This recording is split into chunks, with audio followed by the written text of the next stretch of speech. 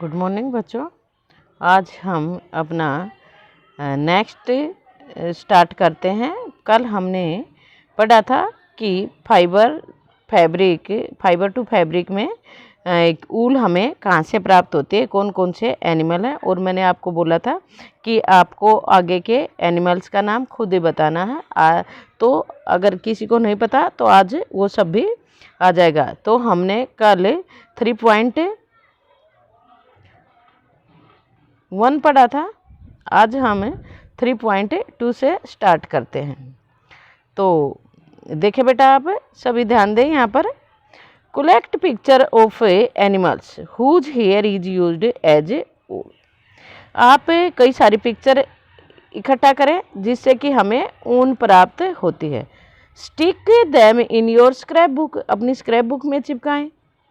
If you are unable to get pictures, यदि आपको पिक्चर नहीं मिलती, ट्राई, कोशिश करें, and draw from one given in this book. तो ये यहाँ पर इस बुक में दी गई हैं, तो आप इनको देख के ड्रॉ कर सकते हैं। Find out words of sheep, goat and camels, और आपको उन शब्दों को भी पता लगाना है जो शिप के लिए, गोट के लिए, कैमल के लिए और याक के लिए आपके लोकल लैंग्वेज में इस्तेमाल किया जाता है। जैसे बकरी बोलते हैं, भेड़ बोलते हैं, यही यूज करते हैं अपने यहाँ पे। और अदर लैंग्वेज, अपने देश में दूसरी लैंग्वेज में इनको क्या कहा जाता है, ये भी आपको पता लगाना है। Activity 3.3 picture outline maps. अब जो पिक्चर हैं इनको मैप पर, इंडिया के मैप पर दिखाना है, एंड द वर्ल्ड, और देश में भी, कि ये कहाँ पर पाई जाते हैं। वो मैप पे आउटलाइन बनानी है। Find out and mark the places on the map where you find animals, जहाँ पर ये एनिमल्स मिलते हैं। इंडिया के मैप में भेड़ बकरियाँ कहाँ कहाँ, कौन कौन सी जगह पर मिलती हैं, आपको ये पता लगाना है। और वहाँ पर आउटलाइन करनी है मैप पे कि इस जैसे जम्मू कश्मीर में मिलती हैं, हरियाणा में भी मिलती हैं भेड़, ये ऊँट राजस्थान में मिलता है। तो इस प्रकार से आपको पता लगाना है कि कहाँ कहाँ पे मिलती हैं। Use different colours, different colour का इस्तेमाल करेंगे। जैसे लोकेशन दिखाने के लिए, जैसे हरियाणा का दिखा रहे, आप किससे दिखाओगे? आप किसी भी कलर से दिखा सकते हो। मान लो हरियाणा को दिखा दिया इससे, मान लो जम्मू कश्मीर को दिखा दिया इससे, मान लो पंजाब को दिखा दिया इससे। तो इस तरीके से आप अलग अलग मैप के अंदर, जो आपका ये मैप है, इसके अंदर अलग अलग तरीके से दिखाएंगे कि कौन सी जगह पर कौन सा पशु मिलता है। अंगोरा गोट कहाँ पे मिलेंगी, कल भी बताया था। गोट है ये कैमल है, कहाँ पे मिलेंगे, ये अल्पाका गोट है। तो आपने कल भी पढ़ा था ये कौन कौन सी, ये देखो यहाँ पर साउथ अफ्रीका में क्या क्या मिलता है, लामा मिलता है, अल्पाका कहाँ पे मिलता है, ठीक है ना। तो आप ये वर्ल्ड के मैप पे लगाएंगे बेटा। हम नेक्स्ट चलते हैं हमें फ्रॉम फाइबर टू ऊल, कि फाइबर तो हमें मिल गया। 6th क्लास में हमने सीखा था कि फाइबर कहाँ से आता है, कैसे मिलता। तो उस फाइबर से, अभी ऊल की बात कर रहे हैं, तो भेड़ों से मिलेगा, बकरी से मिलेगा, यॉक से मिलेगा, कैमल से मिलेगा। तो फाइबर से हम ऊन कैसे बनाते, क्या करना पड़ता, इसके लिए कई सारे स्टेप होते हैं बेटा, तभी हम ऊन प्राप्त कर सकते हैं। तो ये यहाँ पर दिया गया है, तो आप स्टेप बाय स्टेप पढ़ते चलेंगे और अच्छे से आपको समझ आ जाएगा कि कहाँ से क्या मिलता है। फ्रॉम द ऊल, ऊल से हम, from fibre to wool, fibre से ऊन कैसे बनते। फॉर ऑब्टेनिंग ऊल, ऊल प्राप्त करने के लिए शिप आर रेयर्ड, भेड़ों को पाला जाता है। देखा होगा ना, आपके यहाँ भी कोई कोई भेड़ों को पालते होंगे, देखे ना। देर, फिर क्या किया जाता है, उनके पालने के बाद देर हेयर इज कट, उनके बालों को काट लिया जाता है। ये उसी प्रकार से काटे जाते हैं जैसे आपके बाल काटे जाते हैं। उनको जब बाल काटते हैं, उनकी ऊन उतारते हैं तो दर्द नहीं होता है। एंड प्रोसेस्ड, और आगे प्रक्रिया की जाती है, प्रोसेस्ड इनटू ऊल, ऊल बनाई जाती है। Let's learn about this process, इस प्रोसेस के विषय में अब सीखते हैं।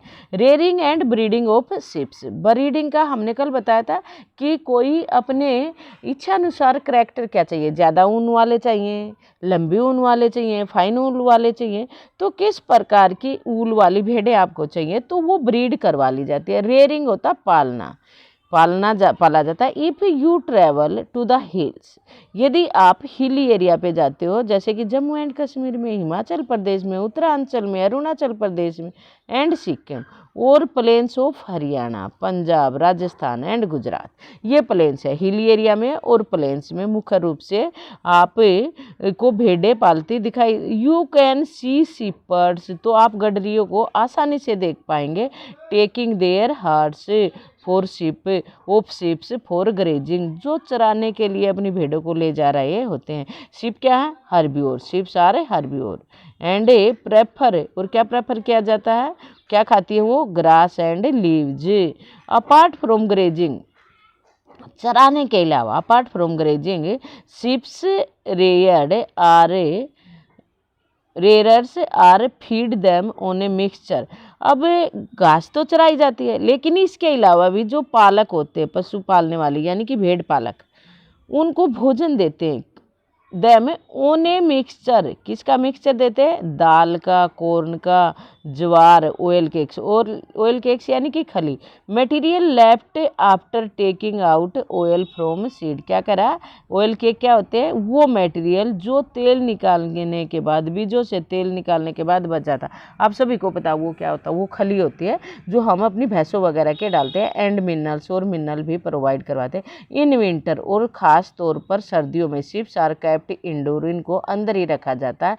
एंड फेड ऑन लीव्स, और पत्तियों पर, और ग्रेन्स पर, और ड्राई फोडर पर, सूखे चारे पर इनको पाला जाता है। Sheeps are reared in many parts of our country for wool, भेड़ों को मुख्य रूप से ऊन के लिए अपने देश के कई हिस्सों में पाला जाता है। ये टेबल यहाँ पर 3.1 दिया गया है, इसके अंदर आप देखेंगे gives the name of some breeds, कुछ ब्रीड्स के नाम दिए गए हैं कि शिप की कौन सी किस्म है, ब्रीड यानी कि sheep, reared in our country for producing wool, और वो कौन सी जगह पर पाली जाती है अपने देश के में, कौन से प्रकार की ऊल प्रोवाइड करवाती है, ये भी यहाँ पर दिया जाता है। The quality and texture of fibre are obtain from them, जो क्वालिटी है और उनकी बनावट है फाइबर की, वो उनसे प्राप्त की जाती है। इंडिकेटिंग इन द टेबल, और वो टेबल में जो उनसे प्राप्त की जाती है वो बताई भी गई है। सर्टेन ब्रीड्स, कुछ किस्में ऐसी हैं शिप की, हैव थिक कोट, जिनके मोटे बाल होते हैं, वो fair on the body which yield good quality wool is large quantity, जो अच्छी मात्रा में अच्छी क्वालिटी की ऊन देती है। यानी कि मोटे बाल का मतलब, मोटे कोट का ये मतलब नहीं, एक के तो कम कम बाल आए, एक बहुत ज़्यादा। अभी जैसे आप देखेंगे अपने यहाँ की जो भेड़ें होती हैं उन पे अगर जब उनके बाल काट देते हैं तो वो बिल्कुल मरियल मरियल सी नज़र आती है, लेकिन जब उनके बाल हो जाते हैं तो मोटे मोटे नज़र आते हैं। इसका मतलब उनके ऊपर सारा का सारा क्या है, थिक कोट है, यानी कि बाल बहुत ज़्यादा होते हैं, थिक कोट का यहाँ पर ये मतलब है। तो ये अब आप देखिए बेटा, किस में देखें, नंबर 1 पर ये देखो नेम ऑफ ब्रीड दिया गया है, यहाँ पर ब्रीड का नेम देखेंगे आप, ये यहाँ पे दे रखा है ब्रीड, ये है बेटा ब्रीड की कौन सी किस्म है, यहाँ पे किस्म है लोई, कौन सी क्वालिटी की ऊल प्रदान करते हैं, गुड क्वालिटी ऊल, और स्टेट कौन सा है, राजस्थान एंड पंजाब। रामपुर बशीर, ये भी एक प्रकार की भेड़ है, ब्राउन, ये भूरी ऊन होती है इनकी, उत्तर प्रदेश में, हिमाचल प्रदेश में होती है। नली, जो कारपेट की ऊल होती है, राजस्थान, हरियाणा और पंजाब में होती है। Bakarwal for woollen shawl, woollen shawl के, बकरवाल बहुत अच्छी शॉल होती है और ये जम्मू कश्मीर में पाई जाती है। मारवाड़ी मोटी ऊन होती है और ये गुजरात में पाई जाती है। और पटनवादी ये होशियारी, होजरी क्या होता है, जिससे ये बनियान वगैरह और जो वैसे कपड़े नहीं बनते हैं जो बुने बुनाए आते हैं, वो होजरी के कपड़े होते हैं, ये भी गुजरात में ही पाई जाती है। ओके बेटा, तो अब हम नेक्स्ट अपना पार्ट पढ़ते हैं। मेंशन्ड अर्लियर, देखो हम यहाँ से पढ़ रहे थे certain breeds of sheep have thick coat of hair on their body which yield good quality wool is large quantity, कि ये ज़्यादा मात्रा में लार्ज क्वांटिटी में प्रदान करती हैं। एज मेंशन्ड अर्लियर, जैसे पहले बताया गया है, as mentioned earlier these sheeps are selectively breed, कि ये सिलेक्टिवली ब्रीड होती है। सिलेक्टिवली ब्रीड का मतलब क्या है, आप समझ गए होंगे कि अच्छी गुणवत्ता वाली, जो गुण हमें उस में चाहिए वही वाला, with one parent being of sheep of good breed, जिनमें से एक पेरेंट अच्छी प्रजाति का होता है। Once the reared sheep have developed a thick growth of hair, एक बार जब उनकी ग्रोथ, हेयर की ग्रोथ अच्छी हो जाती है, hair is shaved off for getting wool, तो हेयर को सेव्ड ऑफ कर लिया जाता है, यानी कि काट लिया जाता है ऊल प्राप्त करने के लिए। प्रोसेसिंग फाइबर इनटू ऊल, की किस प्रकार से फाइबर की प्रोसेसिंग की जाती है ऊल में और किस प्रकार से इसकी ऊल बनाई जाती है। The wool which is used for knitting, जो नीटिंग के लिए इस्तेमाल की जाती है, स्वेटर बनाने के लिए और वेविंग शॉल, और शॉल बुनने के लिए, इज फिनिश्ड प्रोडक्ट, वो एक फिनिश प्रोडक्ट है जो कि कई सारी प्रक्रियाओं के बाद होने के बाद, which involve the following process, जिसमें नीचे वाले प्रोसेस आते हैं। ये हम अभी बताएंगे कि जो ऊन हमें बाज़ार में मिलती है वो आपका पूरा लंबा प्रोसेस होने के बाद फाइनल फिनिश्ड प्रोडक्ट होता है। वो कौन सा प्रोडक्ट होता है? फिनिश्ड प्रोडक्ट होता है जो हम मार्केट से लेते हैं। उसमें कई सारे 5-6 स्टेप होने के बाद ही वो फिनिश्ड प्रोडक्ट हमें मार्केट में मिलता है। वो कैसे क्या होता है वो हम आपको अभी समझाते हैं। स्टेप 1,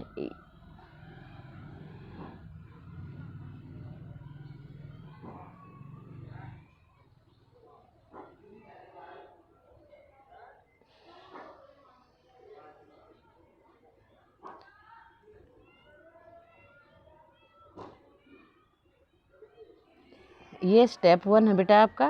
तो इसको देखें आप, स्टेप 1 को क्या है, the fleas of ship along with a thin layer of skin is removed from its body, कि बालों को शिप की बॉडी से पतली स्किन के साथ, और वो जो पतली स्किन होती है ना बेटा, वो डेड स्किन होती है, उसमें दर्द नहीं होता। जैसे हम अपने नाखूनों को काटते हैं ना, बालों को काटते हैं, बिल्कुल ये सेम है। Is removed from its body, उसकी बॉडी से रिमूव कर लिया जाता है दिस प्रोसेस। और removal of wool of sheep, removal of wool from sheep body is known as shearing, ये शेयरिंग का प्रोसेस है। तो इस प्रोसेस को हम शेयरिंग बोलते हैं। Machine similar to those used by barber, वैसी ही मशीन जैसे बार्बर के द्वारा, नाई के द्वारा इस्तेमाल की जाती हैं शेव ऑफ हेयर, बाल काटने के लिए, यहाँ पर भी वैसी मशीन का इस्तेमाल किया जाता है। यूजुअली प्राय hair are removed during the hot weather, जब गर्म दिन होते हैं तो ये बाल काट लिए जाते हैं। This enable sheep to survive, इससे ये होता है कि बकरियों को, भेड़ों को सर्वाइव करने में हेल्प मिलती है, यानी कि उनको सर्दी नहीं लगती। Without their protective coat of hair, क्योंकि ये जो उनके ऊपर कोट आता है ये प्रोटेक्टिव कोट है, उनको सर्दी से बचाने का तरीका है। The hair provide woollen fibre, जो हेयर ऊल देते हैं हमें, woollen fibre are then processed, फिर उनको प्रोसेस किया जाता है, यानी कि प्रक्रिया की जाती है क्या बनाने के लिए, ऑब्टेन द वूलन यार्न, धागा बनाने के लिए। शेयरिंग डज नॉट हर्ट, को बताया ना कि जब उसकी कटाई की जाती है, डज नॉट हर्ट, नुकसान नहीं पहुंचाती, द शिप, बकरी को, just as it do not hurt, बिल्कुल वैसे ही जैसे आपको नुकसान नहीं पहुंचाती। When you get a hair cut, जब आप बाल कटवाते, और योर फादर से, और आपके पापा दाढ़ी बनाते हैं, his beard, do you know why, क्या आप जानते हैं क्यों? पता ना, क्योंकि डेड स्किन है ये। The upper most layer of skin is dead, की जो सबसे ऊपर वाली लेयर होती है स्किन की वो क्या होती है, डेड होती है। और डेड स्किन में जैसे हमारे नाखूनों में, हमारे बालों में दर्द नहीं होता, वैसे ही भेड़ की स्किन में भी दर्द नहीं होता। Also the hair of ship